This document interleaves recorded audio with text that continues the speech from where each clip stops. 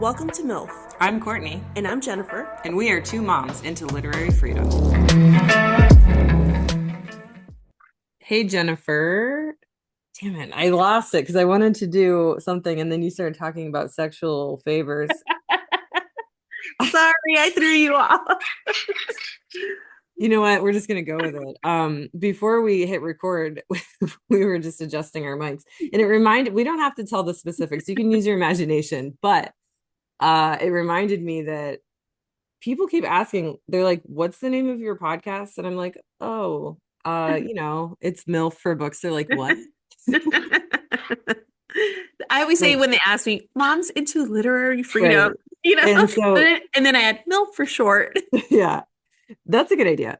Because I was just at the John Lewis protest yesterday and someone asked me and I was like, damn it, I wish I had my card so I could just, here's a card so I don't have to say it out loud. But I was like, oh, it's MILF for books. And Blake was like, why don't you just say mom's into literary freedom? And I was like, oh, that's a good idea. And then one of my kids was like, what's a MILF? Oh, I don't know. You know what? My son asked that too. And I'm like, mom, M, into I, literary L, freedom, F. Oh my God, that's so smart. I think mine are like, no, we know it's dirty, but yeah. like, they're still pretty young and they have, well, the oldest has a phone, right? Yeah. And she still doesn't know a lot of things because like she doesn't want to look those things up. Eventually she'll figure it out. But I'm just like, see, like giving your kid a phone it isn't necessarily corrupting them, No. She's gonna figure it out. But for now, she's young enough that it's not on her radar. And she reads banned books. Yeah. They don't talk about MILFs and banned books. My kids know a lot. They have older sisters. That's why. So they hear a lot. And then they hear a lot at school too. So I know that they have questions. Like my oldest was telling me that my son was asking her like things that she was like, oh my God. But then she was like, but I'm so glad that he felt comfortable. Yeah. Asking, That's so cool. Yeah. And that's awesome that, that because they have older siblings, they know things, right? But they also have someone that they can talk to. So that's really cool. And so my youngest will be in that boat. Like, even though there's not as much of an age gap between my oldest and my youngest as your oldest and your youngest, but still my youngest is going to be like, I know everything. Because, yeah, that's just, especially in this house. And it was something because he was like, where did you hear this? She was like, on the bus, Yeah, so. The bus is, yep. It was not a cell phone or in a book. No, it's always the bus, guys. I'm gonna adjust my mic in case you hear any weird noises. But yeah, it's not books, it's not phones, it's the bus, which is why I know so many parents that are like, nope, my kids are not on the bus. I'm like, I get it, but let's ban buses. Right? We'd be better off banning buses than books. Anyway, so that's our organic intro. I was gonna before you made that sexually explicit comment about your microphone, I was gonna open with Cankles. Let's explain, right? You were like, you need to get close to the microphone. I'm like, if I get any closer, I'm gonna and I said, give the microphone some love. And yeah, that's when we were like, oh shit, are there any kids in our vicinity? No, I hear birds, but they're not distracting. Can you hear them now? I feel like I was like, can you hear them? And they weren't loud. And they were like, oh, you're going to hear me. And they've gotten louder. Yeah. They're not distracting. I think it's like a nice background, like ambiance. So, okay. Yeah. Mm-hmm. Pretend you're out in, some exotic land. Mm-hmm. Yeah. Wild birds everywhere. Or you're being attacked by them, like in the Alfred Hitchcock movie Birds. If you're afraid of birds, I'm sorry. That reminds me. So it sort of connects. So speaking of birds, Alfred Hitchcock movie Birds, I was watching The Babysitter's Club on Netflix, and one of the cute little characters went as the lady from Birds from the Alfred Hitchcock movie Birds. And I was like, what middle schooler would, for her Halloween dance, sorry. Right. And I was like, what middle schooler would have such a cool costume like that? And then my daughter was like, me. Because Blake has gotten them into Alfred Hitchcock movies. Okay. So they've just watched Birds and she's like, I want that to be my costume. So I was like, okay. And I loved that show. I watched it a couple of years ago with my daughter and we really liked it. Cry every episode. Yeah. I'm just a puddle. Did they come out with the second season? I think so. There's like so many episodes where we just Okay. started and we're like, oh my God, we have so many episodes to get through. Mom's gonna cry so much. Like we need like this morning I wake up and I'm like trying to get some work done. They're like, Mom, we have to watch Babysitter's Club. So I'm like, fine. And so the first thing I do today is just cry about Oh, the episode about the internment camp. Do you remember that one? when she's talking about her grandmother, Yeah. I kind of remember. It was like I said a couple of years ago when it released is when I watched it. Mhm. So my mind isn't what it used to be. I remember like certain things. I But do you remember remember the the grandma. costume. Yeah, I love the grandmother. Yeah. So Yeah. I think I don't remember who was the bird, but anyway, doesn't matter. Then I was like, oh, because my youngest was like, what's an internment camp? And I was like, oh, pause it. I think I have a book that will explain this. Love in the Library, which we covered. I don't have it. What? Ah, you could borrow it. I'll let you borrow it. Please, yeah. Because they now that they've seen it on the Babysitters Club, they want to know what the Japanese internment camps were. Now let's just pause here for a minute. There was no Babysitters Club. Do you think that she would want to know about Japanese internment camps? Right. No, she wouldn't. She'd be like, Mom, I'm busy. Because they're young. Their brains are like going all in different directions. But like Babysitters Club caught her attention because she loves the Babysitters Club. She reads all the books and she just found out there's a show. So she's just like obsessed. And so Would be now considered woke. it's so woke. It's the wokest show ever. Yeah, It's Netflix is ridiculous the best. now. Yeah. Netflix has She-Ra, which is super woke. Babysitter's Club. I don't know what else. There's other things that I remember thinking like I really like Netflix. Don't Yeah. say anything bad about Netflix because I They have a show right now that's really popular. It's like a K-pop or a oh yeah, K-drama, The Demon Hunters or something. yeah, K-pop Demon Hunters. That's what it is. It's so good. Really?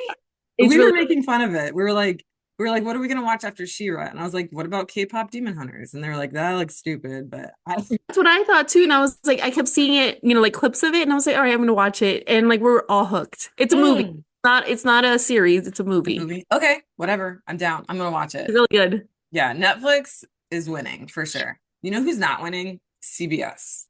Did you hear Really. about, did you hear about CBS? I did not. They are firing Stephen Colbert. No. Hmm. And they're claiming that it's because of financial issues and like no one watches the Late Show anymore. I'm like, no, I'm sorry.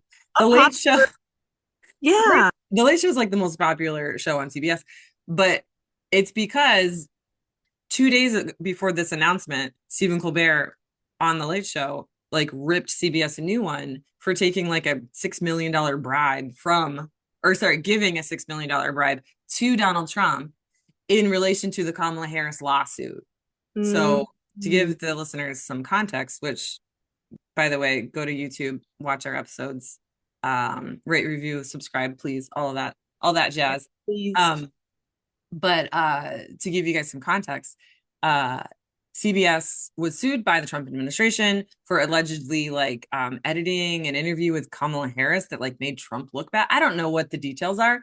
All I know is that CBS was quoted saying that this lawsuit has no merit. Yet they forked over $6 million to the Trump administration to make the lawsuit go away, essentially, right? I'm sure I'm missing some details there, but that's the gist of it. And it's because CBS is selling to this like Skydance parent company. And when big corporations like sell, you need permission or like you need the support or permission, I guess, from the Trump Yeah. administration because of like conglomerates and Which is stuff. so weird. Yeah, I don't know, stuff like that. And it's really like it's supposed to be for the good of the people, but it's not because it's No. but they're saying that that's not the reason. But that's if you watch the Stephen Colbert clip and you like he just rips CBS. And this is aired on CBS. Yeah. I'm gonna have to look it up on TikTok and repost it so that other people can see it because Mhm. yeah. It's crazy. So anyway, Netflix is good, CBS is bad. So is ABC, I think, right? I don't know. I Aren't can't they even. they just fired the news anchor? Yeah, for speaking out against Trump. Yeah. Yeah. This is like this is I don't know, stage whatever of authoritarianism is when the media starts to become silenced, Right. whether it's because, they're protecting their own assets or you know, they're being forced to. And Um, people who complained about fake news and all that other BS, look at them mhm, now. Do right. you not see, like now it's becoming fake news. Hmm. Yeah, it's crazy. Um, I have like this whole list of things that we're supposed to talk about, and I don't think anything that we just talked about was on that list. Hey, that's how it is. Oh, We're we just were talking about actually no. I was gonna mention the protests and then the babysitter. That was actually on my list, so we're good. tell me more about the protest because I didn't get to go. I was working. Yeah, I didn't have any details about it. How was it? I know. It was kind of like a small one that not a lot of people knew about. Okay. But you know, for a long time, my kids have been like, we want to go. And I'm like, okay, we'll go to the next one. This happened to just be the next one. And it was like John Lewis's Day of Remembrance. I think it was his birthday. Okay. So, you know, they were like, who's John Lewis? So we talked about who John Lewis was and all that. And it was good. They made their own signs. And I didn't help them, which is like hard for me to do. But it actually wasn't that hard because they all had like super cute ideas and they were so enthusiastic about it. And like it was, you know, pretty easy. No one cried. Like usually with art projects, it ends in tears, but Right. like I put a picture up on our Mill for Books Yeah, I Instagram. was gonna go find it now. Hold Mhm. on. So the oldest, yeah, there it is. Yeah. And then Maybe- there's a go to the next one. You can, Oh, oh no, what is that? that's Coldplay. That's the Coldplay controversy. There it is. Yeah. So the one on the left, my son who's really into NoFX did it was a quote. And then my youngest did Brown Lives Matter because we initially she was like, I'm gonna do Black Lives Matter. And I was like, well, that's great. Black lives do matter. But right now, you know, with everything that's going on, and you know we should change it. And she's like, okay, I want to change it to Brown Lives Matter because we had that conversation, Yeah. which was not hard, but it was like it was hard because like I didn't know how she would react, you know. Right. But they all took it pretty well. Yeah. And then my oldest, you know, who's kind of the artist, she was like, oh, I'm gonna do ice melting because she's like figuring out what ice is. Right. And so hers was I thought kidnapping was illegal, which is I, like I like that one a lot yeah. too. And I swear to God, I didn't help them with any of these. I didn't. I love them. They were great signs. I Yeah. love the art too. I was like, yeah, that sounds like her. Like that's her. Not you, but your daughter. Yeah. No, that was her for sure. And Yeah. the secret to making a good protest sign are oil pastels. Oh, And you can get them for pretty cheap at like any arts and crafts store. They just like go on real smooth and you don't have it takes like 5 minutes and it's okay. so easy to see. Or you know, like those poster pens, but oil Yeah. pastels, I don't know, I just like them better. So And it doesn't smear after? I mean, there was a little bit of smearage, but that's just because you know, they're kids and they just aren't aware of what they're doing. But like, no, they're in the back of my car right now. We're gonna use them for the next protest. So Sweet. Okay, nice. I still have my protest sign in the back of my car too. yeah, I was like, I'm gonna make a new one for every protest. But then after this one, I was like, these are really good. So Yeah. what's the point? I even got Blake to come. I couldn't believe he said yes. Yeah. I'm hoping Gus will go to one with me too eventually because Yeah. he's starting to wake up. Blake too, he was just like, and he said it while we were sitting because you know, cars go by really fast. Yeah. And I was a little, that's why I said no the past few times. But it's getting to the point where it's like, I can't say no. Right. And so I made them sit on this ledge that was like far away from the road. I was like, you are not allowed to leave this ledge, for safety, you know, whatever. And then while we were sitting there, he was just like, it's pretty unbelievable that we are sitting here holding these signs. Like, so I think it's, you know, people or men like that are like starting to wake up and he's doing a podcast now, mostly about punk music, but you know, that stuff like that trickles into their conversation. So Yeah. mhm. Were there cops present? I know when I went to the No Kings, it was a bigger one. So, Mm-mm. okay. It was Because really small and there were there. no counter protesters. Okay. There Yeah. were some kids riding on their bikes, like middle school kids that were like being little dicks, but and I feel bad because I harassed one of them. It was not a proud moment. Okay. He was wearing a Paw Patrol backpack and he was like flipping us off. And so I was like, oh, look at you. You're so big with your Paw Patrol backpack. And then Magnolia hit me. She was like, Mom, that's a kid. I'm like, yeah, but he's being a dick. Sometimes you have to check them. He was in middle school, okay? It's not like he was in elementary. He was like a 14-year-old with a Paw Patrol backpack. I think he was wearing it ironically. Yeah, definitely. But I felt, and it's not, I felt bad. I was like, Courtney, you're an adult. I did Listen, feel bad. when I hear someone's being mean to my daughters, I'm like, all right, I'm 13 now too. Let's go. It's like the mom on that movie, This Is 40, remember? And Yes, she yes. calls him like, because he looks like Tom Petty. She's like, you look like Tom Petty. He was like a 12-year-old and he's got like big, But yeah, and then they end up dating, the daughter ends up dating him. He has to come on. I'm like, oh my God, that was me. that's funny. Oh God, can you imagine in a year or two? She comes And up then later when we were having dinner, she's like, Mom, those kids go to my school. I was like, oh, don't with, fall in love with them. right? Oops. Oh man. Yeah, that was not a proud moment. I'm not bragging. No, I know. Next time I'm gonna keep my mouth shut. But anyway, And why are they doing that? Why are yeah. they driving around giving adults the finger? Well, there were it was like a group of 7, and I think he was like the only one that was like stirring shit up. The rest of them were just like they gave this sign. You know Oh, what okay. this means? Yeah, Yeah. yeah. The Like I agree with you. peace, right? Or I think it cool, just means cool vibes. no, that's what it used to that's what it meant when we were kids, when we were cool teenagers. You know what it means now? Or maybe it's like maybe I'm doing it wrong. I think it's like this The instead actual of, sign language, right? I feel like this is actual sign language. yeah, okay. But the way that it's been described to me is that, and for people that are listening and not watching, we're doing the pinky and the thumb up and like the middle fingers down. And we're shaking our hand back and forth. Which, yeah, but I think it means like I agree with you or yes or okay or something like that. Yeah. Okay. So Okay. one of them did that. Yeah. All right. And So then those another, ones, she can date those. yeah, exactly. Just not the one with the Paw Patrol backpack, which he Right. was wearing ironically. So I'm not a total monster. But anyway, um, so yeah, speaking of ICE, I saw some statistics that have been circulating around the web that I'm sure you have seen as well. But did you know that 65% so far, because at the beginning of the year, there was no data. Now it's 7 months into this hellscape, and the good people out there fighting the fight have been collecting data and trying to, share, spread awareness of like the awfulness that's actually happening. 65% of roughly all the people that have been detained by ICE have no convictions. Correct. 93% have no violent convictions. Yeah. So either number you want to look at, which I had to think of, I was like, wait, how is that possible? But it's basically saying that like 93%, which is almost all, have Right. had no violent convictions, meaning like maybe a driving on a suspended license or stealing a loaf of bread if you want to, I don't know, stuff like that.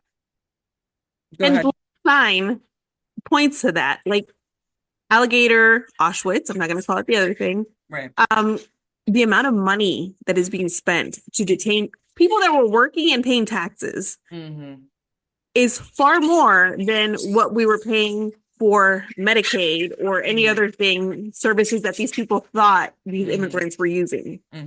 Yeah. So, but now people are celebrating it. The same people that wanted them not to be on these assistance programs Right. are now celebrating the amount of money we're spending to keep them locked up.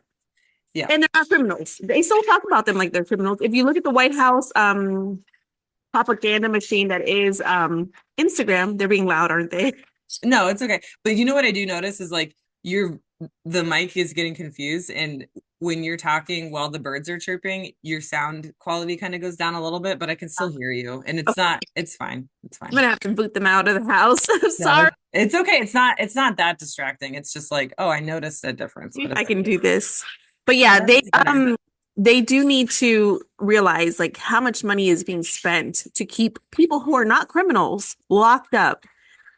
Far more money than it was keeping them on any kind of government assistance, which they weren't on because these were people paying taxes. Exactly. Yeah. And yeah, it's ridiculous. So I made my protest sign, which I gave to Blake, was okay, feeding the hungry.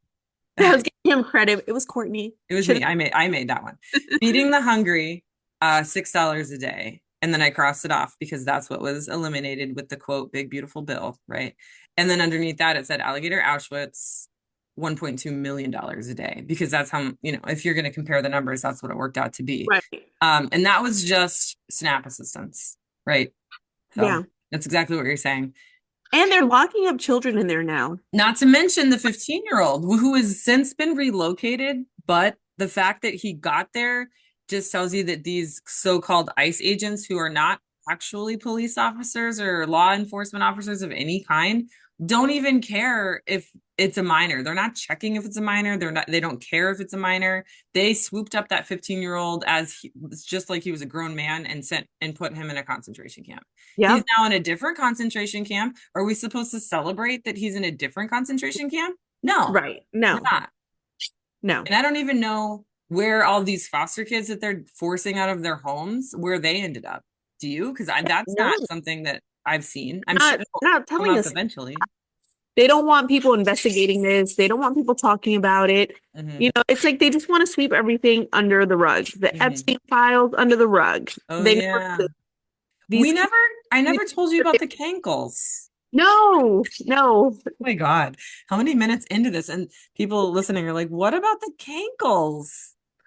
I mean, I don't know if anyone wants to hear about the Cankles, but I'm going to tell you about the Cankles. So you haven't seen this? Donald Trump sitting, like someone like zoomed in on a picture of him sitting in a chair in his like suit, right, with his shoes and socks and stuff. And then there's a bottle of Diet Coke next to his feet.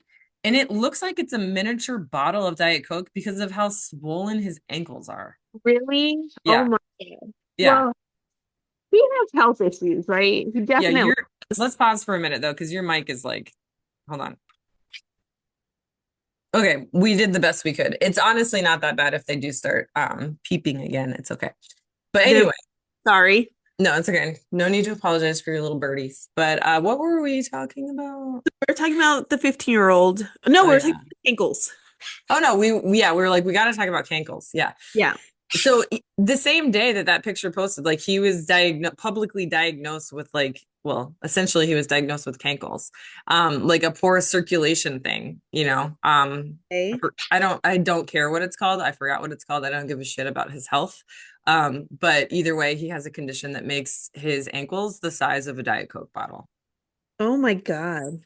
And that was this, like, either the same day or the day before, his love letter to Jeffrey Epstein was discovered. There's his Cankles. Yeah, there you go. So they're a lot bigger than the bottle. Holy shit. That actually might be a miniature bottle of Diet Coke, but still, that they're a lot bigger than the bottle. So like his ankles are like this big, and those are ankles, like the size of a small tree trunk, But anyway, like those shoes are gonna leave indents when he takes those off. Yeah.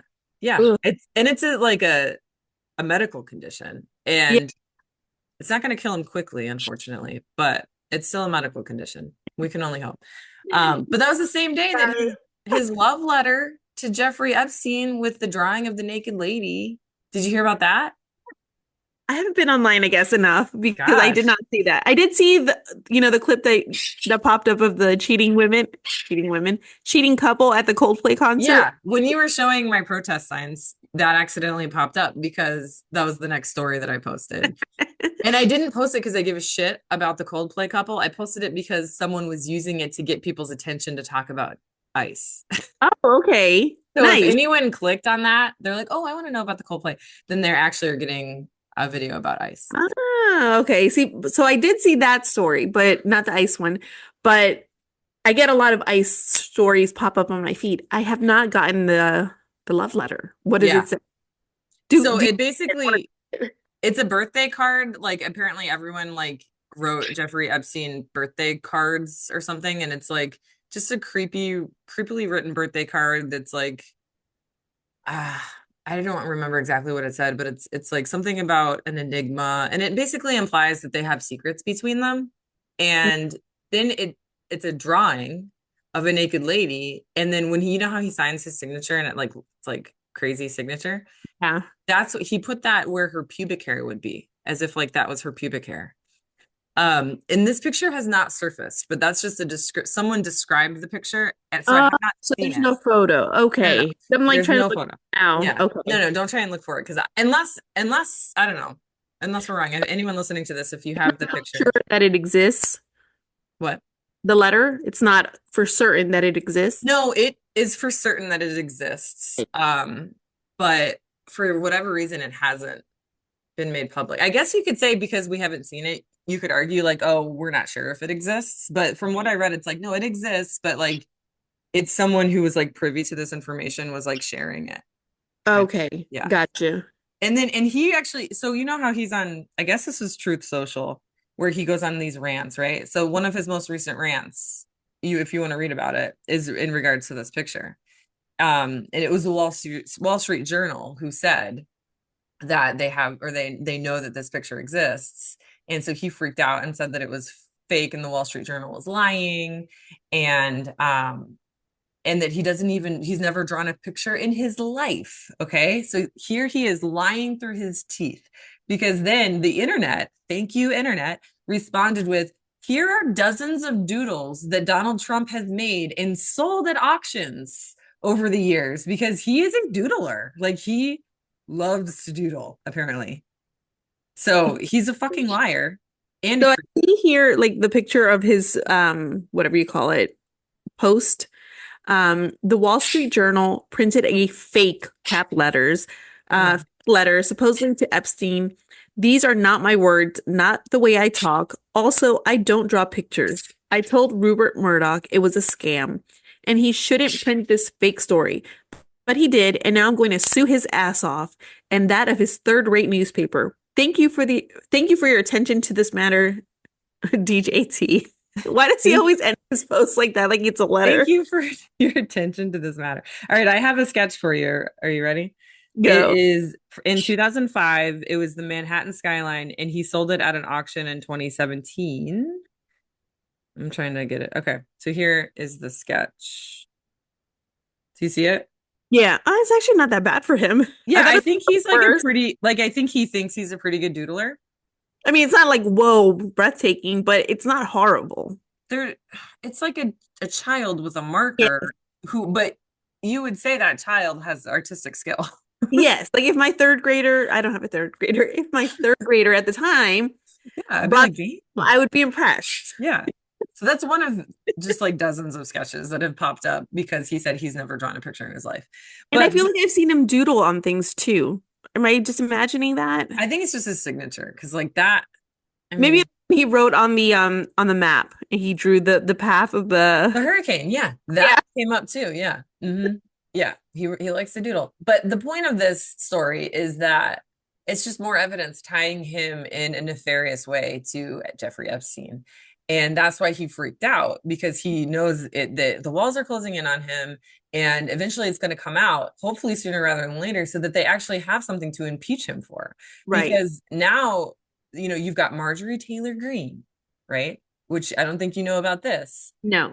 Who is like fucking jumping off the Trump ship and is swimming over to the Democrats because of the Epstein. Oh, I don't want her. I don't know.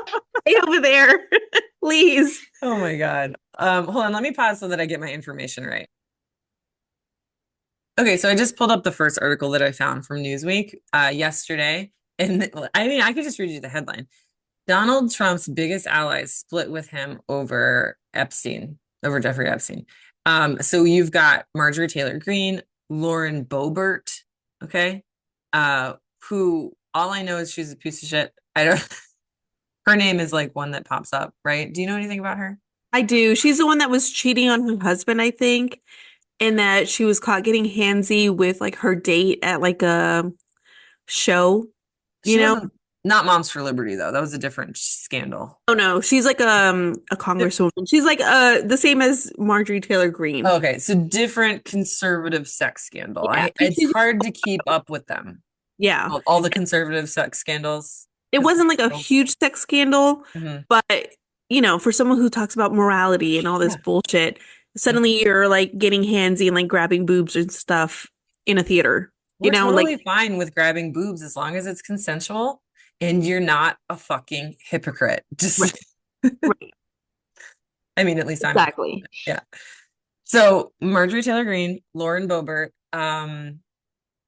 Republican Representative Thomas Massey, and then Democratic Representative Ro Khanna are all forcing a vote in the House to release the complete files. I mean, that's it. That's it right there. That's Okay, it. is that another vote? Because This didn't a is bunch new. of Republicans vote not to release the Epstein files that don't supposedly exist? Yes, It's that happened. This is after. So I am anxiously awaiting to, to see how this comes out. So when contacted for comment, by the Newsweek, the Department of Justice told Newsweek no comment. Oh it's man. I mean, this is a like this is lot. way more interesting than the Coldplay scandal, in my opinion. Oh, of course, yeah. This is like huge. I mean, the Coldplay thing was a fun 5 second thing, but like he campaigned on like releasing these files. Uh-huh. Pat Bondi or whatever her name is said she had it on her desk. Yep. Now suddenly they don't exist. Right. And his followers suddenly are very silent. Mhm. Like they're like, yeah, we don't want to talk about it. Yep. And I'm like, what do you mean? Like you were dead set that Bill Clinton was on there Yeah, I don't and you care. wanted it released. Yeah, And we don't care if he's on there. He's on there. Do I what you think need he's on to there. do. Yeah, But for he sure. might be for sure. Yeah.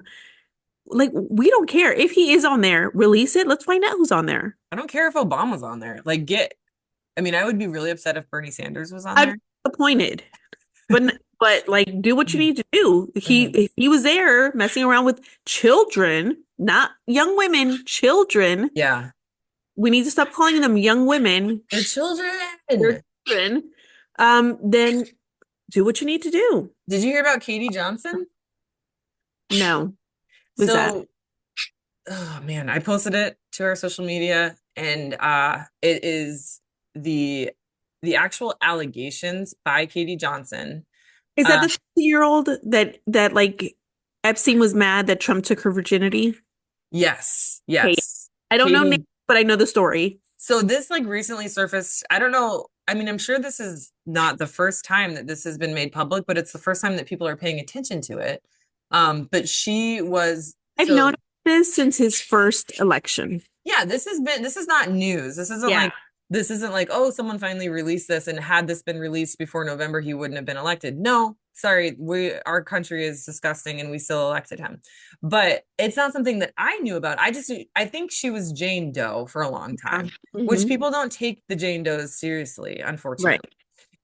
But now so I guess in April 26th, 2016, right? So before his first time being elected, Mhm.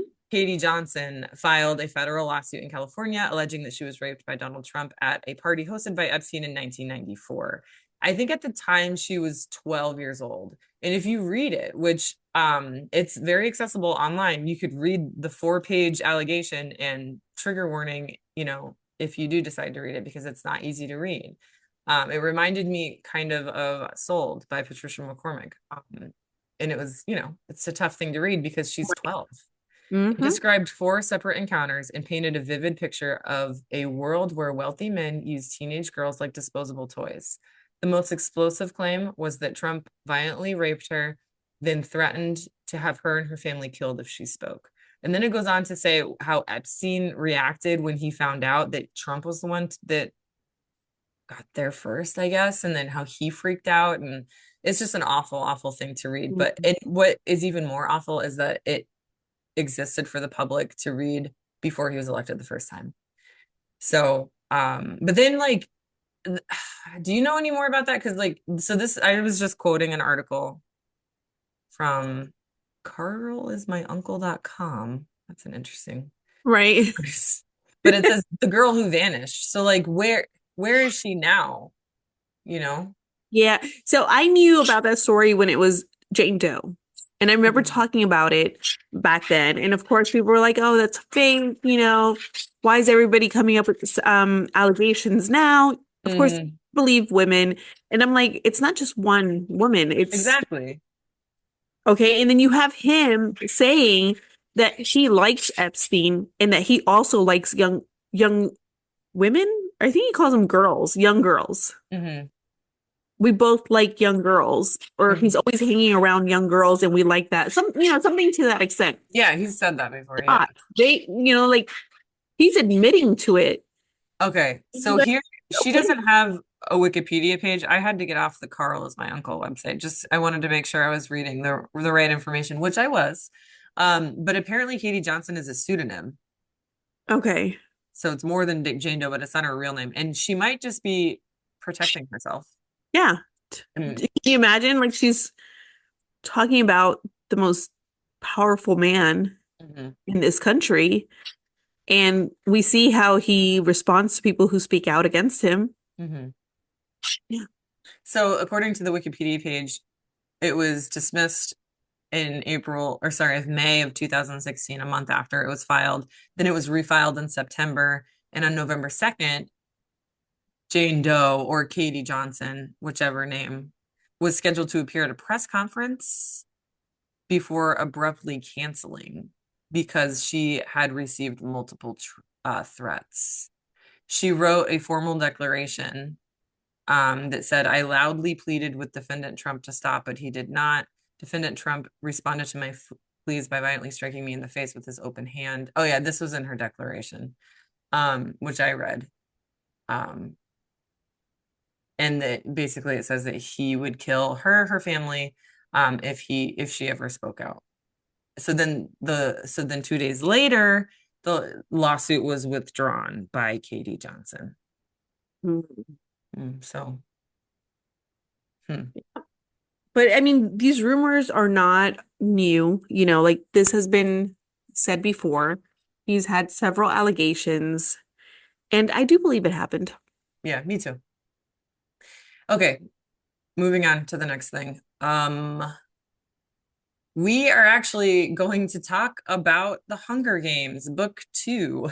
So I know we didn't mention that at the beginning of this episode, but the title will be The Hunger Games book 2. So people Right. will know that eventually we'll get there. So book 2 is all about the quarter quell. Do you remember that? Quarter quell. No. I Okay, mean, I'll just tell you about it. you bring it up, I'll know what you're talking about, but Yeah. then So book 1 was the Hunger Games, where Katniss and Peeta survive because they eat they threaten to eat the poisonous berries, which is seen as an act of rebellion by President Snow, who we are going to refer or compare to Netanyahu and Trump for the remainder of this episode. Sort of like tie it all together right. so that we can say our episodes actually, make sense. So how There's a they reason do this. we bring things up. Yes, everything's connected. We always say this. But anyway, the quarter quell is basically a thing that the government of Panem, Yeah.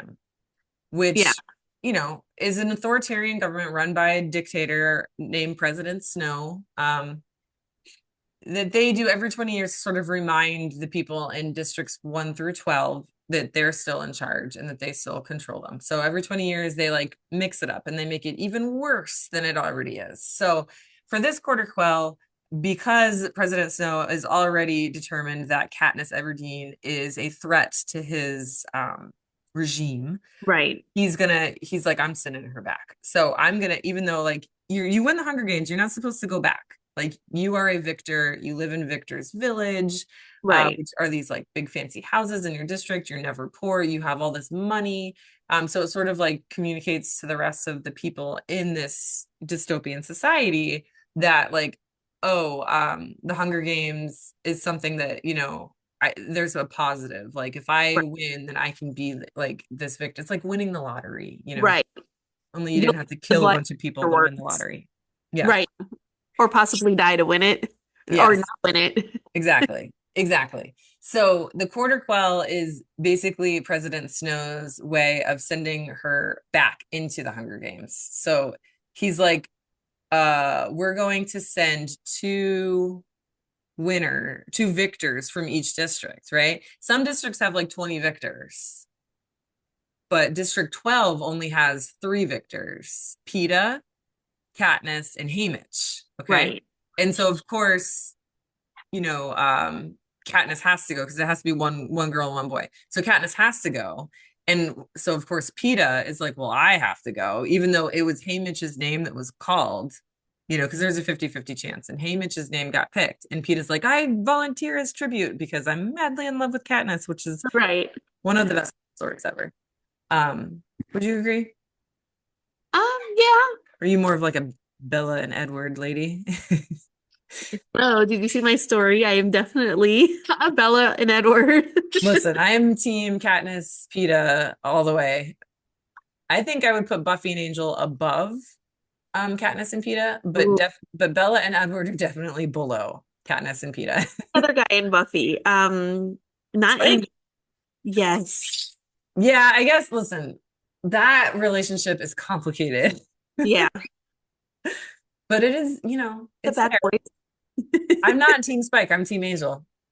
So I mean, I'm team Angel for my. No, I think make me a sandwich. I know, right? Can I have both? I just I'm want to be Buffy and have both of them. This is why I'm a why choose girl. I love why choose stories because why pick? Yeah, Have both. exactly. Yeah. Anyway, I do love the PETA and Katniss love story. Yeah. So anyway, the quarter quell, they all go in, and so that's where we meet like other victors, like Johanna, Finnick, who's like the hot guy from the Ocean District, where he's like, I picture him as like Poseidon. He's got like a trident, and he's like super ripped, and he can swim really well. I don't know. But long story short, they all kind of go into this Hunger Games, with the exception of like a few bad ones from like District 2, like the girl with the sharpened teeth. Yes. Yeah. But anyway, a group of them are like, we're gonna do everything we can to keep PETA alive, right? And throughout the whole book, you're like, why are they trying to keep PETA alive? And you find out, spoilers, just don't listen to this part of the episode if you have not read book 2. All the spoilers. But I love this story, and I'll finish it up real quick. But basically, they're keeping PETA alive because they know if PETA dies, Katniss will be worthless. That's messed up. Right. Yeah, because they're like, okay, because true. Katniss is the Mockingjay. She Yeah. is the symbol of the rebellion. And without her, there will be no rebellion. And so But they all is what makes the capital like love them. exactly. Right? Yeah. Mhm. Okay. Yes. And without PETA, there is no Katniss. And they see this and they're like, so Finnick and Johanna and this old lady named Mags, who I love, they all work together. Oh, and then Nuts and Bolts. Do you remember Nuts and Bolts? Oh, yes. Okay. Yes. So they're like two really smart victors. They won on their smarts. And they call them. They're the ones that figure out the clock. The clock. Yeah, tick tock. Because she's called Nuts because she's nuts, but she's smart. And he's called Volts because he's really good with electricity. Yeah. What? Everyone thinks they're crazy, like that, but they don't realize that they're actually really smart. They're just crazy and smart. Yeah. Two things. A lot of people are. Yeah. So yeah, Volts he like figures out the electricity part of it, and at the end they end up achieving their job, which is to keep them both alive, to the point where Katniss can shoot one of her arrows up at the simulated ceiling, and have it blow up because it's connected to this wire, which is connected to the lightning strike, which the game maker Plutarch Heavensby rigged on purpose because he is in on it and he's part of the rebellion, even though like everyone thinks he's bad, and President Snow doesn't even know that he's double crossing President Snow. And so Plutarch Heavensby like designed this game to have this lightning strike go off every certain hour. And so Katniss like last minute decides to just like blow the whole fucking thing up. Right. And that allows District 13, which we thought was dead this whole time, to come in with their hovercraft and rescue whoever they can, which happens to be Katniss, Finnick, Beatty, who's Volts. His name is Beatty, but he's also Volts. And then who else do they rescue? I think that's it. Just those 3 are rescued out of all 24. Oh no, because they don't get PETA. Yeah, they don't get PETA. Right. Okay. Yeah, so the capital gets PETA. right? And so that's what book 3 is about. Yes. Yeah. And so that's how it ends, is Katniss waking up to Gale in District 13, and Gale telling her that District 12 has been destroyed and that the capital has PETA. I think I just did that really quickly, and I think I did a pretty good job. But Yes. we're really, the meat of this is going to be comparing President Snow to Netanyahu and Trump. So Right. Yep. Because I mean the parallels are there for sure. So yeah, I mean, I have a whole list, but if you want to jump in and tell me what you think about it, then feel free. Or I I can. mean, okay, so I haven't read the book recently and I haven't watched the movie recently. I did just watch President Snow's origin story. Don't tell me anything about that because I don't know anything about that. And I have the book too, but I haven't read it yet. Oh, is that the one that came out in March? Yes. And the movie I think came out last year or the year before, I don't remember. Um, but the movie was good. I think the book will be better. Hold on, how does a movie come out before a book? I don't know. Hold on. President Snow's movie came out Hours. before the book? I just got the book. It was a release, so Yeah, because the book was released this March. So did someone like make a movie and then Suzanne Collins went and wrote the book? Someone listening, please answer. It's not a pressing question. We can move on. We don't know. That's okay. We don't have to know everything. So going back to how President Snow is related to or comparison to Netanyahu and Trump. I mean, he's just cruel. Yeah. I mean, he's destroying people because he wants to keep power, and we see what he's done with Gaza.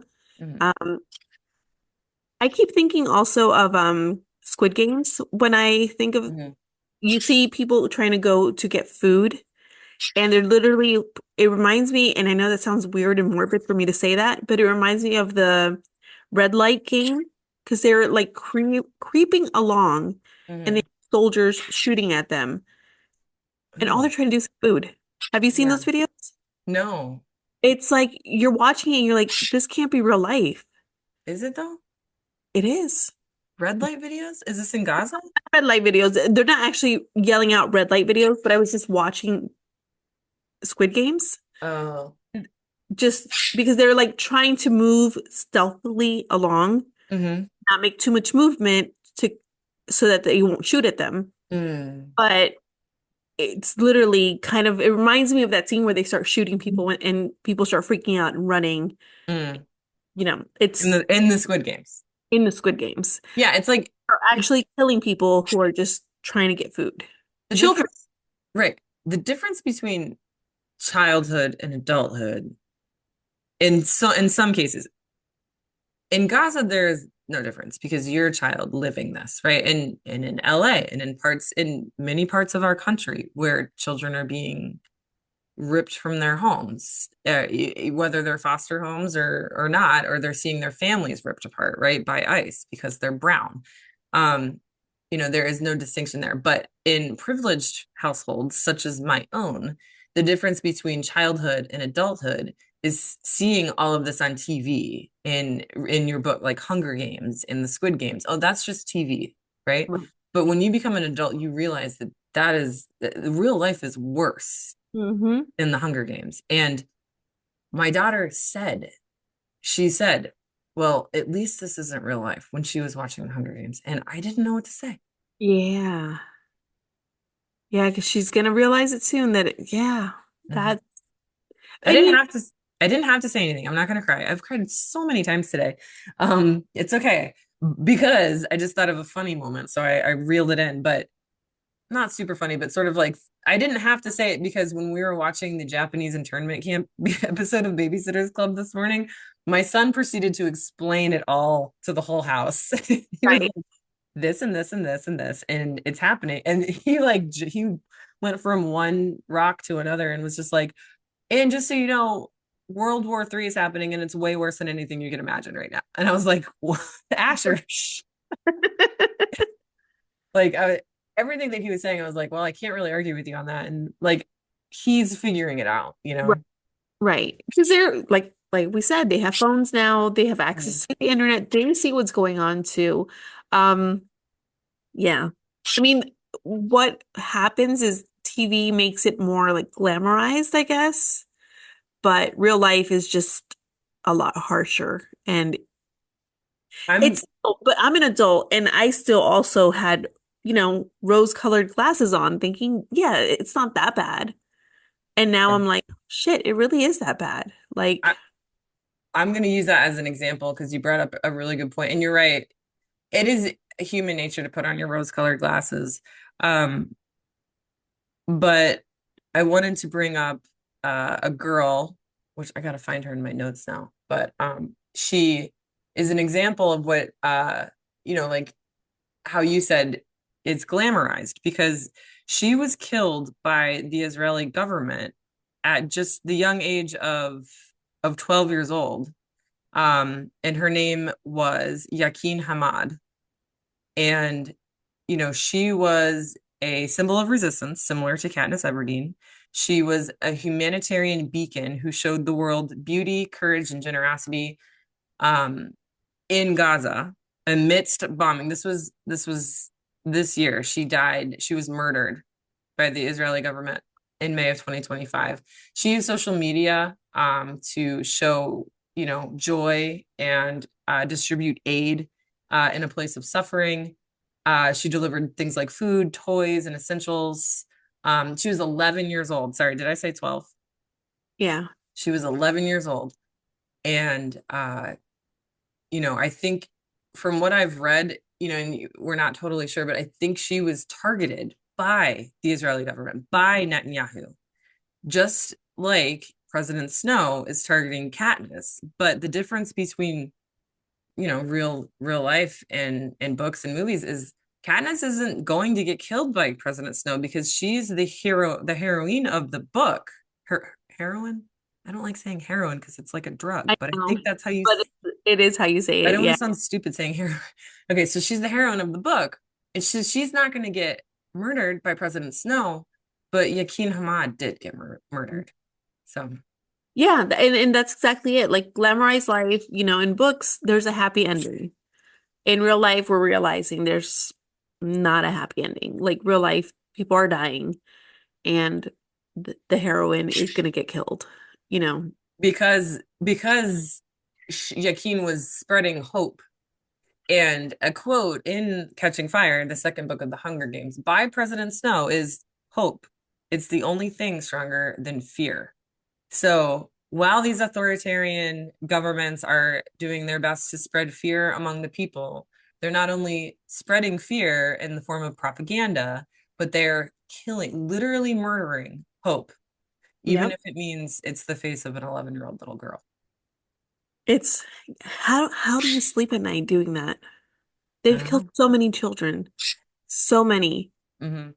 Did you see though that one of the 5-star stories, which I think we're gonna just start using now, I Most have a few, likely. is the Israeli students, so students who live in Israel, Yeah. went on video on social media and literally set real fire to their draft papers, which will get them put in jail. Wow. But yeah, and one of them was a trans student. Like, can you that like you already have a target on your back. Right. The bravery on that person, you know. And Yeah. we need more people like that. We need more examples of that. Book too, because what is that popular if I burn, we all burn Yeah. and the fire is catching? So you Like, do remember. oh yeah, yeah, because I use that for one of my signs too when I went to protest. Oh, cool. Yeah. Because I do Yeah. remember that, yeah, from the first book. And from the That's movie. in book 3. Is it? Yeah, because I just started book 3. And so in book 3, Okay. that's when she comes up with so District 3 is coming up with their own propaganda as well. Okay. Yeah, because they're book 3 is all about them, getting all the districts to rebel. So I Yeah, feel like in America right now, we're still in book 2. right. Like we haven't gotten to book 3 yet. I don't know. Maybe that's just me being pessimistic, but Yeah, well, you do. Well, look, we have Marjorie Taylor Greene switching sides. hell Oh, has frozen over. things are happening. And I think the silence is very loud right now from his supporters. Mhm. And I think it's not so much, I think, and this is what I want to believe, that they realize that he's a liar finally. Like the Epstein files might be the tipping point, Hmm. but they still can't vocalize it. They rather stay silent and not see anything than to speak out against him. Only Hmm. because it's like embarrassing. You know, Hmm. I supported this guy so hard and now I have to eat my words. Exactly. Yeah. Um, because most MAGA people don't want to admit when they're wrong. I mean, it's hard for anyone to admit when they're wrong, but can you imagine like someone who's been in the MAGA cult? And there have been people that have, like the people on January 6th that like were incarcerated and then pardoned. There are Right. at least two people that are like, no, no, I don't want the pardon. Yeah. Yeah. And that takes some big balls Yep. And to you do know what that. I said is that they got counseling, they got mental health um, Hmm. counseling, and they got clean. A lot of them were alcoholics. Uh, And now that they're, sober and have had mental health counseling, they realize they were conned. hmm. Hmm. It's Yeah. sad. It's sad. Yeah. But I mean, it's sad, but it's also good that people are waking up. Yeah. But then I have people look at my job the other day. There was a customer and he said, not to me, and I had to bite my tongue because I'm at work, Hmm. to another customer. He was like, well, something along the lines of people now who don't speak English here are going to find themselves in the Everglades. Oh my And I was God. like, when is just not speaking English A crime? a crime? Yeah.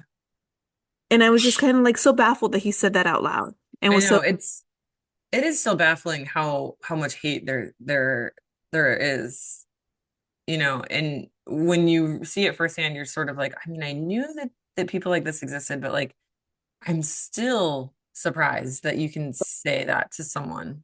oh yeah, they feel very like comfortable saying it now.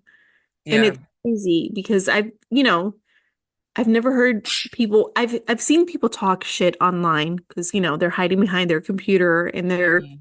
But to keyboard. your face, yeah, they're not scared anymore because of who is in power. Yeah, I was like, whoa, did he just say that out loud? Yeah, I'm sorry that you had to deal with that. I don't know I what I mean, would have done. I mean, I yelled at a kid in a Paw Patrol backpack. Like, listen, if I was out in the streets and oh heard yeah, that, I know, yeah. I would have said something. But I'm at work, and I so know. It sucks like but you're still, it sucks. it because there goes my job. Right. Unfortunately. Which we need in this booming, wonderful economy Right. that Trump has Yeah. built. What are you talking about, Jennifer? You can quit that job and go find another one because there's so many jobs out there. So many jobs. You could just become an ICE agent. I hear they're paying $100,000 a year plus a $45,000 signing bonus. But did you hear morale is really low right now Yeah, but because it's a they're hundred being thousand attacked. dollars Poor babies. because of what? They're being Oh, attacked and the morale is really low, so people are oh, quitting. yeah, for them, and they For can't them. even show their faces. Fucking idiot. Right. Oh my God. So we're supposed to feel bad for them. I don't. And teachers are getting paid just less than half of what these ICE agents are making with no experience of any kind other than being an asshole. The only experience you need is to be a man and be a dick, right? Yeah. And it just goes to show that like it was never about money. Like we've never been low on money to build a public education in the way that other countries have, because we are at the bottom when it comes to public education in Right. our country. And it's never been about not having the money. It's been about prioritizing the money. And we always knew that. But it's become crystal clear now Right. where the priorities of the American government lie. And it is 1,000% not and never has been in public education. No, no. I mean, they're bragging right now about cutting funding to the NPR and public broadcasting. They're people are so dumb. They're like celebrating this. And I'm like, in a couple of months, your Medicaid is going to be gone. Mm-hmm. Your child who is autistic is going to get kicked out of school. Mm-hmm. There won't be Or teachers. yeah, and even if they're not kicked out of school. Anybody who qualifies for, the Disability of Education Act, or it falls under that umbrella, right? Right. Will still have a place in public school, but there's no oversight now, so that they will most definitely slip through the cracks and will not get the resources or the support that they need. Right. And it will lead to maybe not getting kicked out of school, but like, being forced to leave school because they're not getting what they need. Right. And I do think it will lead to them getting kicked out eventually. Well, I yeah, think that's the goal down the line, but not right right. away. That's the point. Yeah, I They're guess. going to start seeing those things and then they're going to start complaining about it. And somehow it's going to be Biden's fault because, they Mm-hmm. never Or put Obama's. responsibility where it goes. Mm-hmm. Um, and Yeah. I'll say I told you so, and they'll be like, no, you didn't. Mm. I don't know. But yeah, I guess we're all gonna have to learn the lesson the hard way. Yeah, we gotta, I mean, I've said this before, we have to hit rock bottom. And Yeah. it every day feels like it could be rock bottom, but apparently it's not. So, I feel like the education system has hit rock bottom, but apparently that we can go deeper. So we're just challenging ourselves each day to see how much deeper we can go, which is a bummer. But oh, I was gonna relate this back to something that I recently learned. Speaking of public education, um, and comparing it to the Hunger Games, like there's no public education in many of these districts. Like Right. you couldn't just become a doctor, which is something that comes up in book 3 with Prim, the younger sister, and her medical knowledge, right, and being like a healer, right? Right. Because of this rebellion, now she's got more opportunities to become a doctor, right? So all of this is like related uh to the real world. But what I was going to tell you is that all the vouchers, the $8,000 voucher that you could apply, anyone could apply for. I know so many people that were like, yeah, it's really easy. I got $8,000 from the government, and now I'm going to put it towards this Catholic school, or I'm going to put it towards this Christian community school, Right. or I'm just going to pocket it and homeschool my kid, right?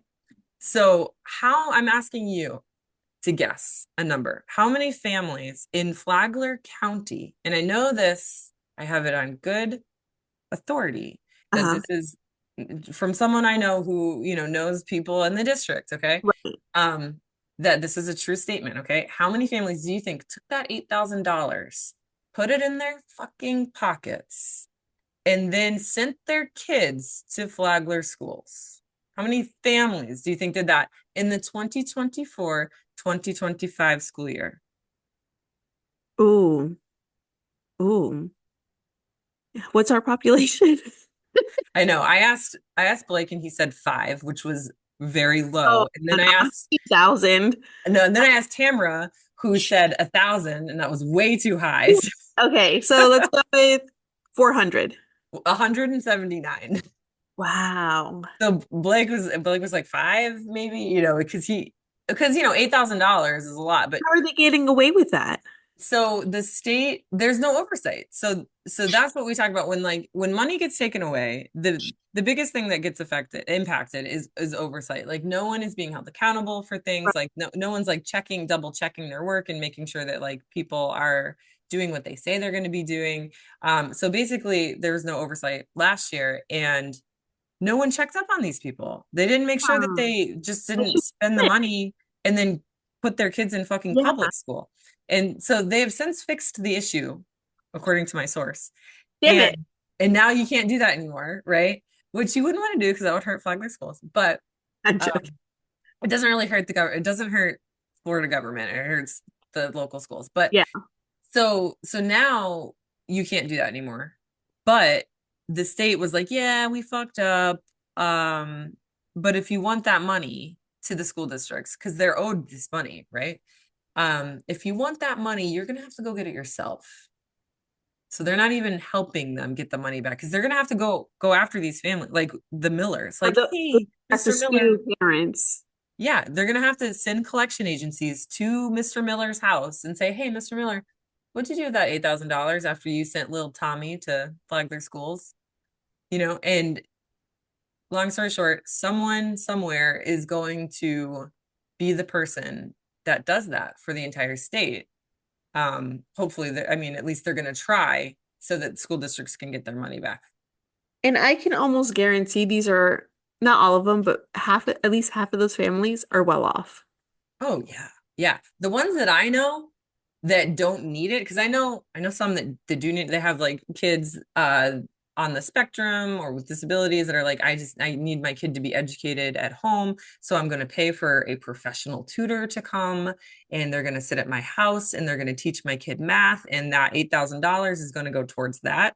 I know, maybe one person in that scenario, but the other ones, it's like, you don't need this at Mhm. all. Like you're just afraid of the bus, which we talked about earlier. You're afraid of, your kid having to make a decision in the bathroom of what should I vape or not, right? Which newsflash, that happens at Catholic schools too. Oh yeah. Like Listen, you're, growing up, we used to get shit on for public school, because we had drug dealers. mm, Who are they dealing to? yeah, no, they're They dealing to the kids at the private schools. heroin and all that. Hmm. The Catholic school kids, because they Yeah, had money. yeah. Those kids were doing all the hard drugs. We I were don't just, know. Yeah. which one's worse? I don't know. I mean, kids are kids. It doesn't matter what school you put them in, they're still gonna be kids. Like, anyway, that was my education rant. So, Yeah, I'm not, what? I'm not shocked that they took advantage of it though. I'm, oh, it's nothing listen, is I know shocking. that it affected schools negatively, but I'm glad it happened Hmm. because again, they don't learn. And a lot of people in our school board were very happily advocating Yeah. for this. So And now they're the ones that are going to have to deal with the budget. Like, oh, we're how many millions of dollars short? How yeah, are we going to operate this year? I don't know. but I'm they just didn't glad I didn't win. right. Yeah, but they don't care. The whole Mhm. we give a shit about kids was bullshit. Yeah, so speaking of that, let's shift a little bit but that is a good segue into the hypocrisy of like Moms for Liberty and the Christian MAGAs. Because I've got two examples, which didn't take too long at all for me to find. Like there are Right. dozens, unfortunately, of examples out there of MAGA churches and Moms for Liberty book banning advocates who are now pleading guilty to child sex crimes. One of them is Oh, a deacon at a MAGA church, not just a regular church. It's like a MAGA church. And his name is Jerry Heflin. And he was found guilty of, of child sex crimes like 2 months ago. And Ryan Utterback, who was an anti-LGBTQ book ban advocate, and was known for calling people like us groomers, right? He actually just recently pled guilty to child molestation. yeah. So I'm telling you, their accusations are always admissions of guilt. admission. Yep. Hmm. Hmm. You have said that before. Yeah. Why don't we It's listen? Oh shoot, what did I just do? Frick. There we go. I got it back. Okay. Um, so yeah, going back to Snow and Netanyahu and Trump, one thing I wanted to talk about specifically was the burning of 500 tons of food. Is that it? yes. That is Because, oh, yeah, that's what I was going to say. Because remember in the books where they're like, when they're in Pan Am, the capital, and like how much food is available and how they like drink this special purple stuff so that they can like vomit it up and then go back and have more food because that's how much food is available. yeah. That like was so American. Yeah. Oh yeah. I that was definitely, I think, a dig Hmm. at us. Hmm. Yeah. Not to say that there isn't hunger in America, because there most definitely is. And now, without SNAP assistance and other things being cut in the quote big beautiful bill, there's going to be more of that, Yeah. unfortunately. But it's But speaking on people with money and excess wealth hmm. overindulging while people are going hungry. Hmm. So to spell it out, and this is going to be the main comparison that we use because we are probably way over time, but in the books, President Snow controls food supply in districts and he allows starvation as punishment. And this is very apparent in District 12, where Katniss describes in book one in detail how starvation was like a common form of death in District 12, but they didn't list that as like the cause of death on their death certificate. They would list something else like pneumonia or something. But really it was starvation. Right. Um, so using food as a tool of political dominance, and instead as a basic, which it should be a basic right. Right. And Netanyahu has routinely and continues to block humanitarian aid from entering Gaza, including baby formula, food, and water. And I think I just read recently, like 6 days ago, I don't know, dozens, probably more people died trying to get to one of the first aid trucks that was able to get through. Yeah. And so finally, after months of trying to get through, one finally gets there, and then people die trying to get to it. Yeah. And they're shooting at them. They're literally playing with these people's lives. I Mhm. saw a video of American mercenaries that are over there aiding Israel, and they are literally joking and laughing about getting one, you know? It's terrible. And it goes back to the whole dehumanization of an entire group, that I always bring up by, one of the pillars of caste by Isabel Wilkerson, that the Israeli government, and not every Israeli, but for a whole, the country of Israel has grouped Palestinians as subhuman, which is how they are able to commit these horrendous acts against humanity. Right. And we're seeing it now here done with brown people, Hispanic Hmm. people. Um, I think people really need to go and look at videos. And not, this was a news source video that I saw of a baby, right? And they're showing the baby that was born healthy, chubby faced, the way newborns are. Um, and I think the baby was 3 months and it was lifeless at this point. But because they cannot get formula to Gaza, the baby starved to death. And don't even say the mother should have breastfed, because you can't breastfeed if you don't have food. No, and I think the baby had like needed a special formula, but Hmm. this was at the hospital. Like several babies have passed away. And they showed the video. They showed the progression of the child's body. Yeah, you I know was like, what? it's hard to see. It was like hard. And I showed Mm, my husband, I was like, I need you to look at this, right? Because I mm. think sometimes he knows bad things are happening, but he doesn't want to see it. And I was like, Same with I mine. want I want you to watch this because you need to see, and he he was like shuddering and he was like trying to look away Hmm. because it's hard to watch. But And I that's think we need to see it.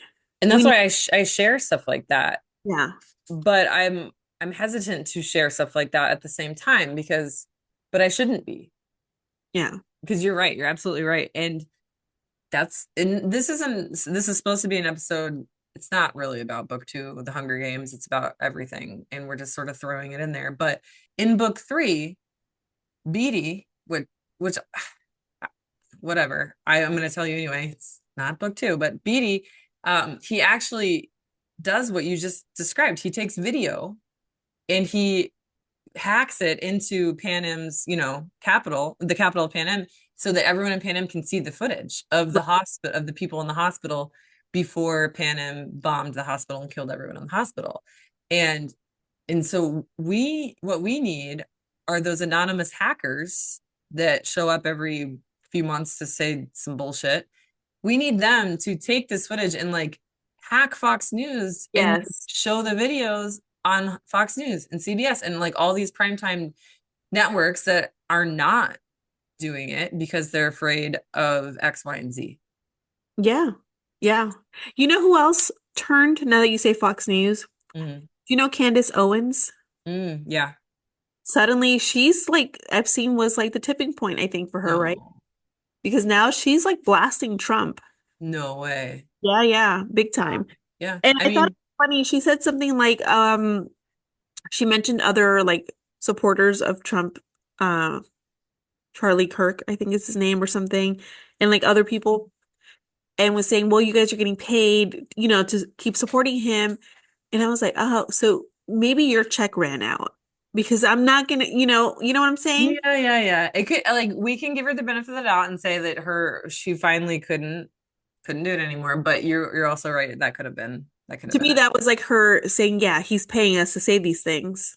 it. And Because can't even imagine. No either your conscience finally got to you and you're like, okay, this is too much, or the checks ran out, one or the other. One or Because the other. Yeah. And we're gonna hopefully, like that's gonna happen. But you know what I was thinking?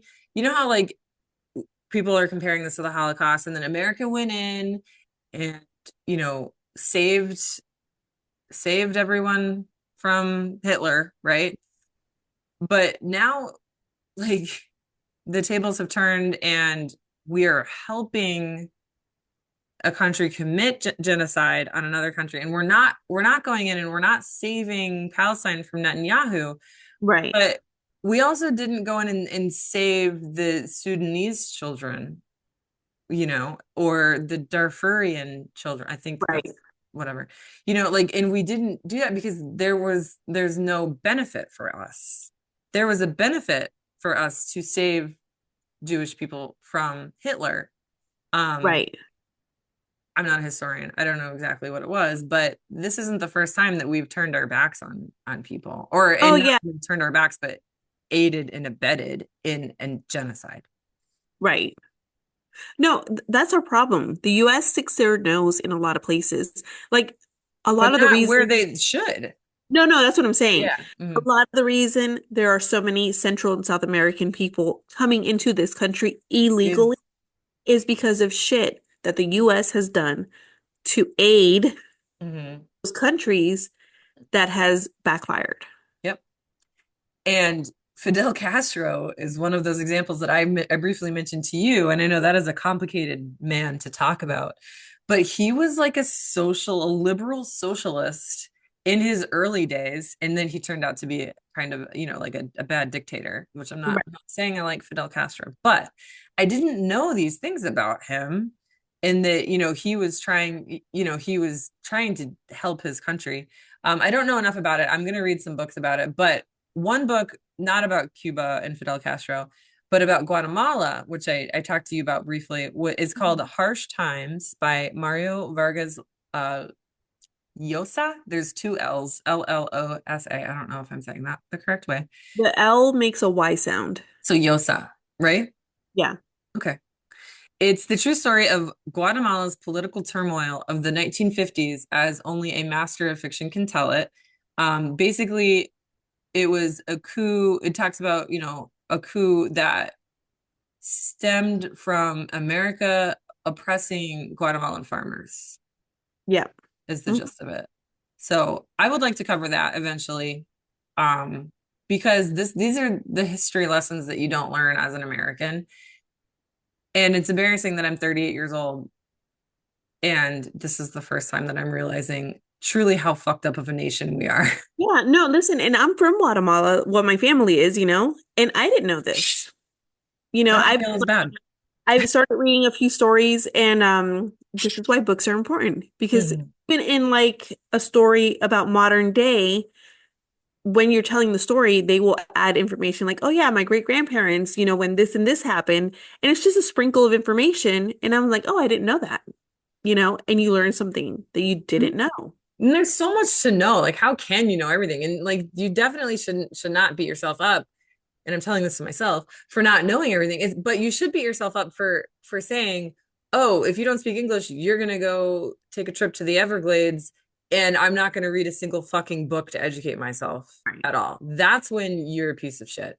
Yeah. And I don't know details, but I know that the US has been involved in a lot of complicated shit in other countries. That Yeah. is the reason why so many people are coming over to our country now. Mm-hmm. It's like we create problems and then we're like, oh, fuck you guys for coming over here. Mm-hmm. But we created the problem. Mm-hmm. And Americans don't see that. They're just like, oh, look at all these people trying to invade our country, calling it an invasion. How is it an invasion if it's people from different countries coming in? Mm-hmm. It's not an organized plan to take over the US. Mhm. They're fleeing their countries for valid reasons that we Yeah. caused. Yeah. And then we're not, we're deporting them to places like um I forgot what the name like frick, not Burma, but like countries in Africa that no one that they don't know, What was it called? Oh my God. or not even Africa, it could be Talked near. about it in the last episode that there's like a container of people, including Yeah. ISIS that are do baby. Oh my God, I can't think. It was Yeah, it was in Africa. That was a different one. I forgot oh, too. okay. Yeah. But no, so that was I did not we didn't I don't know if there's been an update on that. I mean, Yeah. we can look into it, but then there's another a separate case where this man, he thankfully escaped and he is now hiding out in India, and he doesn't have any papers. Can you imagine hiding in India, and whenever you get a phone, you call your family in America where you've lived your whole life. Right. Like, I'm safe, but I'll update you later. Like he doesn't know how to get back or get somewhere safe. Like he somehow got to India from this country that he was deported to, which I can't, the name is escaping me right now, but the point is he's not from that country, Right. but he somehow got deported there. And that's, I mean, who knows how many cases like that actually What have. about the Jamaican? Well, he's not Jamaican. He's American. Mm. He was born in Germany, I think, to a, his father was serving in the military, Oh, uh-huh. and then he was deported because he was born in Germany. They're saying he's not a US citizen Even though his father was a US on citizen on a base, yeah, you're still a US citizen if you were, even if you were, yeah, if you're born Yeah. on on a military base because your family is in the military, you're a US citizen. Right. And so he was never in Jamaica, Hmm. but because his parents are Jamaican, even though they were US citizens, I think when they had him, right? Obviously, because he was serving in the military. Well, I guess you don't Right. have to be a US citizen to serve in the military. Either way, yeah. But either way, he was, on a US base, which to me, as I understood it, always made you American. Like you were Hmm. on what's considered US soil. If you You, can serve in the military, you are not in this country illegally, and they deported him to Jamaica. even though he's never been to Jamaica. Never. It's crazy. So, Yeah. which, why not to Germany if that's where he's considered to have been born, right? Yeah. Which doesn't make sense either. He shouldn't have been deported there either. But Right. like the logic, No, there is no logic. The good news is the ACLU is fighting back hard, and there have been yes, several lawsuits that have been won that in which in which federal judges have said, like, you can't do this. Let's see if I can pull one of them up. I posted it to our Instagram story. Yep, here it is. So last night, a federal court temporarily blocked the federal government from racial profiling and denying access to counsel for individuals targeted by immigration enforcement in LA and surrounding counties. After thousands of unlawful arrests in Los Angeles, ACLU, SoCal, and our community partners held firm to defend immigrants' rights. So that's just one of many. No, that was it. well, that's a good thing. But then we have other places. You were telling me about Arizona, where the Mhm. judges are sending letters telling people to self-deport. Yeah, yeah. And So in Arizona, speaking of Arizona, I think that's where she's from. The woman with cancer. yeah, because I think that's how we got on that subject. Oh, okay. I don't know where that her article went. I think I got rid of it. But she has cancer and she was coming back from Mexico, and she was, even though she's a legal citizen, A resident. sorry, Right. she's a legal resident, she was deported, and she's like, trying to get out, but they keep denying her case, and she's like lost 55 pounds. She's probably going to die. Right. And And then as a resident, that means you've jumped through all the hoops. Mhm, Literally, you have to be a resident for 10 years and then file for citizenship. mhm, But you're here legally. You mhm. don't get your residency without being here legally. Maybe 5 years. I could be wrong. I think it's 5 years. And then you can file petition to become a US citizen. Um, But this is only happening to the Latinos. Right. This is not happening to the people who came here from, France Yeah. or Ireland and became citizen, naturalized. Is that what you call it? Naturalized citizen? Yeah. Yeah. Like there are plenty of Latinos that did that, and they are being kidnapped and illegally deported or Yeah. detained in It is happening. concentration camps. People who are coming from Canada, and we saw someone from Germany get like sent Well, back. those are people that are traveling. Those are people that are like, oh, you're not allowed to travel here. I'm talking about people that are like living in the States and that have lived here since they were like 5, but they're white, so they're not in any danger. Right. It is happening, but not on the scale that it's happening to brown people. Right. Brown people are the targets. Hmm. People that aren't brown are getting caught up in the system because they're also being flagged, but they're not the target. That But I think, I wonder how many cases, because I haven't seen any, and that doesn't mean that there aren't any, but I would be curious to see like a case where like a French person or sorry, someone who came here when they were like 5 and then became a citizen or a legal resident, right? And then were deported back to France. Like I, yeah. maybe I guess if they like, went on a cruise and then came back and had to show their papers, maybe then I guess. But what's happening now is you Uh, have that what? guy that was coming back, he was visiting, I think he obviously here legally. Mhm. Um, he was visiting Germany, I think, or something, or he was going somewhere, or he's German descent, But and okay. had like a meme. No, wait, he was coming to visit, I think. Yeah, that's what I'm saying. Else Yeah. that boyfriend, he lives here. Hmm. I don't know. We can look into it. There's so many But stories that I can't keep track, but it yeah, is it's too hard. Yeah. at the same scale that it is happening to. To brown people. But the point I was trying to make is like now brown or Latino actual citizens who born in America, right? But they look Hispanic are being and their actual citizens are being detained. Oh, I got you. I got you. Right. That's what I'm saying. That's, Yeah. yeah. Yeah, yeah. No, that's what I'm saying. Like we're being profiled at this point. Yeah. If you're Hispanic, we're gonna stop you and ask you where you're from. And that's where the ACLU came in, and the federal judge said, yes, you can't racially profile people, but like that's just, I mean, they're not going to listen. They're not going to listen. We need more than just like judges saying that this is wrong. But Right. anyway, to wrap things up, the parallels between Trump and President Snow, which we started to talk about this. I just want to make sure we finish the conversation about the destruction of the 500 tons of emergency food that has already been paid for, right? But instead of saying, hey, let's give this to any place that could use it, we're going to burn it, Right. incinerate it. We're going to incinerate 500 tons of food, which he has done before. He did it in 2020. He's doing it again. And where are the Christian people Yeah. who feed the hungry? Where's that? Mm-hmm. Wasn't that like in the Bible? Like, They're isn't too busy. They're too busy telling you not to worry about Jeffrey Epstein. that's true? Okay. Yeah. They can't worry about They have 500 tons of food oh, being burned. sorry. What? They have their hands full right now. Yes. Think Yeah. about Sorry. their plates are so full. They must be so overwhelmed having to tell us that it's not a big deal and that we shouldn't care who's on Jeffrey Epstein's list. Because why would you want to bring up past trauma? That's literally what some Republicans are saying.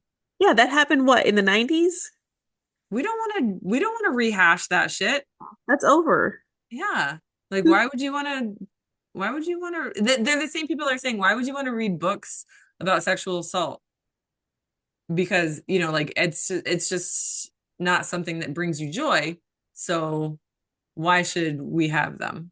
Right? But also they call it porn, which would imply that it does bring you something. Exactly. There's no logic. You can't make this shit It's up. not porn. Let me No, clarify. I get you. Why are they calling it porn? Yeah, because it doesn't make sense. There's no logical. You can't make sense of it. So there's no logic. Yeah, your birds agree. Birds Yeah. agree. Let's end with the 5-star story. The one that I kept forgetting, which I'm sure you've heard of. It's the 2 hot mayors from Baltimore and what's the other one? Oh yeah, Tennessee. Birmingham. Oh, Alabama. Yeah, Alabama, Ooh. Birmingham, Alabama, and Baltimore, Maryland. They have two very attractive mayors, and these guys are kicking ass. Have you heard of them? I did. You shared the story, I think, so I did see it. In our text. So will I find it if I look through our text messages? So Baltimore finished the first half of 2025 with the fewest homicides ever recorded. And it's Um, all because they did things like opened youth centers later, offered mhm, programs for kids, invested more money in schools, mhm. Keep fed, going. like Yeah. So radical stuff here. the one, right, exactly. The one in Birmingham, his name is Randall Woodfin. Um, you should definitely check out his Instagram. You will not be disappointed. Let's see. I'm trying to find. Yeah, it's exactly what you said. How did he do it? Well, he invested in the woke liberal socialist bullshit, such as, community programs for students, making sure kids have food, 3 meals a day, mental health, public transportation access so that people can get to where they need to go, stuff like that. You posted it on your story. That might be where I saw it. Oh, okay. And I showed my husband that and I was like, look, isn't that crazy, right? It's almost like if you have people not hungry, you Mm-hmm. have people educated, you keep kids busy with fun, engaging things, Mm-hmm. they won't have a reason to commit crimes. Yeah.